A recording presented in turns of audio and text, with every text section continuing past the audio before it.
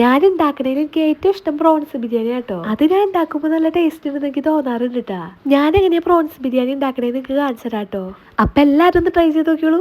ആദ്യമായിട്ടാണ് നമ്മുടെ വീഡിയോ കണ്ടെങ്കിൽ ഒന്ന് സബ്സ്ക്രൈബ് ചെയ്ത് തരാം കേട്ടോ. ആദ്യം തന്നെ പ്രോൺസിലേക്ക് കുറച്ച് മഞ്ഞപ്പൊടി, ഉപ്പ്, മുളക് പൊടിയും വിനാഗിരിയും ചേർത്ത് റെസ്റ്റ് ചെയ്യാൻ വെക്കാം. എന്നിട്ട് അതൊന്ന് ഫ്രൈ ചെയ്തെടുക്കാം. ഒത്തിരി അങ്ങോട്ട് ഫ്രൈ ആവണ്ട, ഒരു മീഡിയം ലെവൽ മതി. അത് കോരി മാറ്റി ഓയിലിലേക്ക് തന്നെ നമുക്ക് കുറച്ച് സവാള ചേർത്ത് കൊടുക്കാം. സവാള നന്നായി വാടി വരുമ്പോൾ അതിലേക്ക് ഇഞ്ചി വെളുത്തുള്ളി പേസ്റ്റും കുറച്ച് തക്കാളിയും ചേർത്ത് കൊടുക്കാം.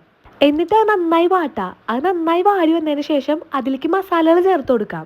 ഞാനിവിടെ മസാലപ്പൊടികളായിട്ട് എടുത്തേക്കുന്നത് മഞ്ഞപ്പൊടിയും, കുരുമുളക് പൊടിയും, ഗരം മസാലയാട്ടാ. അത് നന്നായി ഇളക്കി അതിൽ മസാലയുടെ പച്ചമണം പോയി കഴിയുമ്പോൾ 1 ഗ്ലാസ് വെള്ളം ഒഴിച്ചു കൊടുക്കാം. എന്നിട്ട് ഗ്രേവി നന്നായി കുറുക്കി വരുമ്പോൾ അതിലേക്ക് 2 ടീസ്പൂൺ തൈര് ചേർത്ത് കൊടുക്കാം. നന്നായി ഇളക്കി നല്ല തിക്ക് ഗ്രേവി ആക്കിയിട്ട് വെള്ളത്തിലിട്ട് കുതിർത്തി അരച്ച കാഷ്നട്ട് കൂടെ ചേർത്ത് കൊടുക്കാം. കാഷ്നട്ട് നിങ്ങൾക്ക് വേണമെങ്കിൽ ചേർത്താൽ മതി, ഞാനിവിടെ ചേർക്കുന്നുണ്ട്. എന്നിട്ട് നന്നായി കുറുകി വരുമ്പോൾ നേരത്തെ വറുത്ത് മാറ്റി വെച്ച പ്രോൺസ് ചേർത്ത് കൊടുക്കാം. ഗ്രേവി ഒക്കെ നല്ല ടൈറ്റ് ആയി വന്നതിന് ശേഷം അതിന്റെ മുകളിലേക്ക് റൈസ് ഇട്ട് കൊടുക്കാം. റൈസ് ഉണ്ടാക്കാനായിട്ട് എല്ലാവർക്കും അറിയായിരിക്കുമല്ലോ. ഇപ്പൊ അറിയാത്തവരുണ്ടെങ്കിൽ നമ്മൾ ചാനലിൽ ഇട്ടിട്ടുണ്ട്, അതൊന്ന് കയറി കണ്ടാൽ മതി. എന്നിട്ട് അതിന്റെ മുകളിലേക്ക് കാഷ്നട്ട്, മുന്തിരി, സവാളയും വറുത്തിടുക. അപ്പൊ അത്രേ ഉള്ളൂ, സിമ്പിൾ റെസിപ്പിയാണ്. അപ്പൊ എല്ലാവരും ട്രൈ ചെയ്ത് നോക്കിയോളൂ. പിന്നെ കാഷ്നട്ട് അത് ചേർക്കണത് നല്ലതായിരിക്കും. ഇത്തിരി ടേസ്റ്റ് കൂടുതലുള്ള പോലെ എനിക്ക് തോന്നിയിട്ടുണ്ട്.